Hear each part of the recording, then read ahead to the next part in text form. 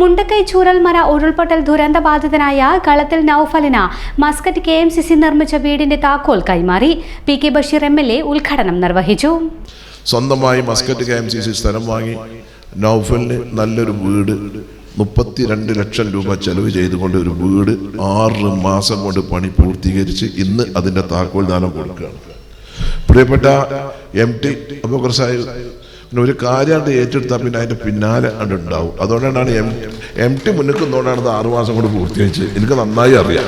ഏതായാലും Muscat KMCC ഇങ്ങനെ ഒരു പ്രവർത്തനം മുൻകൈ എടുത്ത് അത് പൂർത്തീകരിച്ചതിൽ ഇതുമായി സഹകരിച്ച മസ്കറ്റ് KMCC നേതാക്കന്മാരെയും അതിന് ഭാരവാഹികളെയും എല്ലാവരെയും ഞാൻ പാർട്ടിക്ക് വേണ്ടി അഭിനന്ദിക്കുകയാണ്.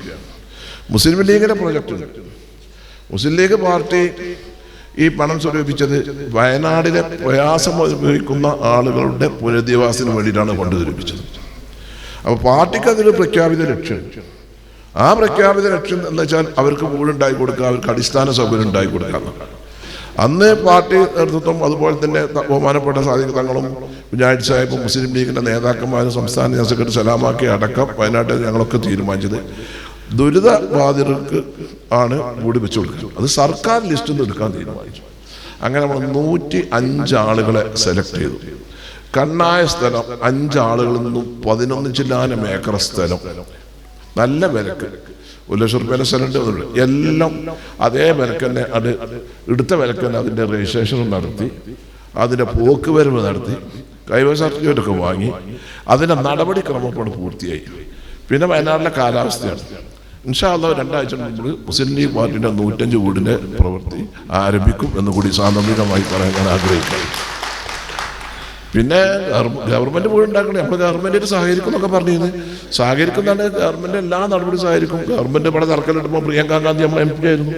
അവരാ പരിപാടി പോയി. പ്രിയപ്പെട്ട സിദ്ദീഖ് MLA ഉണ്ട്, അദ്ദേഹം പരിപാടിക്ക് മുസ്ലിം ലീഗിൻ്റെ അസംബ്ലി പാർട്ടിയിലിട്ട് കുഞ്ഞാഴ്ച സാഹിബ് പോയി.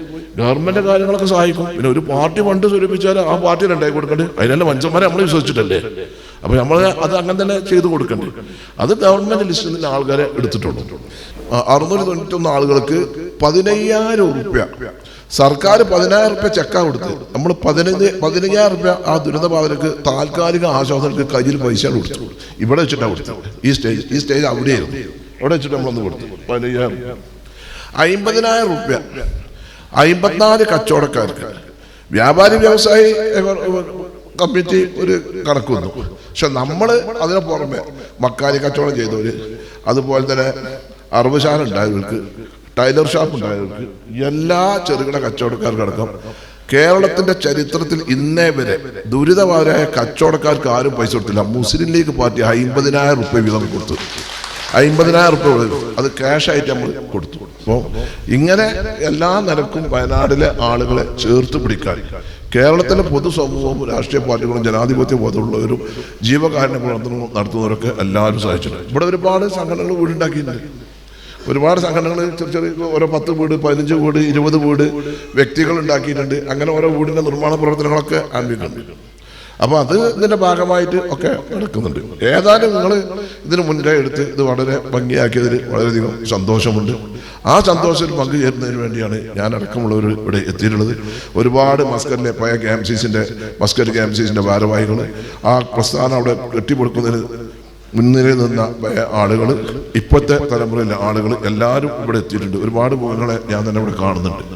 അങ്ങനെ ഈ കൂട്ടായ്മയോട് കൂടി 15,000-ഓളം ആളുകൾ മസ്കറ്റിൽ KMCCക്ക് അംഗങ്ങളായിട്ടുണ്ടെന്നുള്ളത് പ്രസിഡന്റും സെക്രട്ടറിയും ഇവിടെ സൂചിപ്പിച്ചു.